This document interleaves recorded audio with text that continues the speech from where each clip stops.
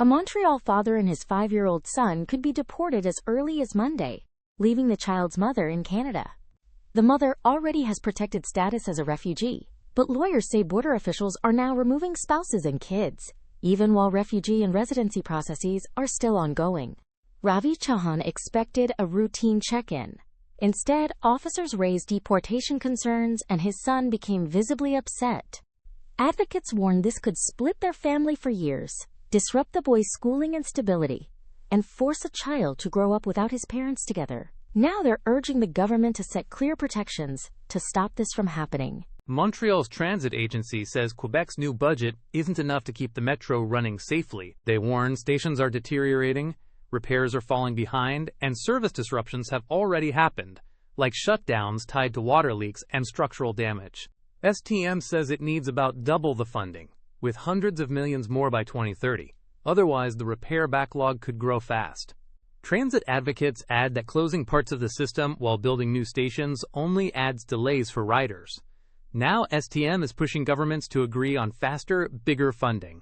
Spring is here in Montreal, and so are the potholes.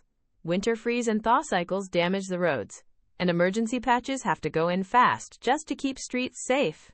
But the city wants to stop living on Band-Aids.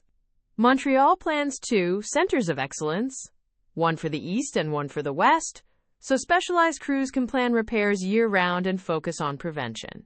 Montreal is also investing more money for next season, buying 2 new pothole-filling machines, and increasing work handled in-house to help with budgeting. Maintenance is already underway, with pothole complaints surging compared to last winter.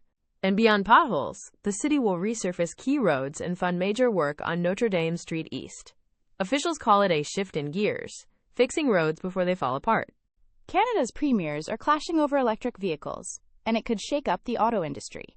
Ontario's Doug Ford says Quebec's EV rules could hurt competitiveness while pushing more jobs south of the border.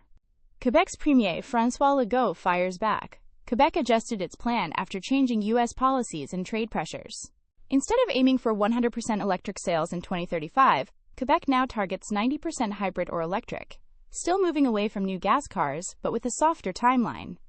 The fight now is about speed. How fast Canada should go green without slowing investment in jobs. And the debate isn't over. 3 Canadian maritime trainees from Quebec are finally home after being stuck on cargo ships in the Persian Gulf. The company says the students were on dégagné vessels when their ships couldn't move, as shipping routes were blocked near the Strait of Hormuz.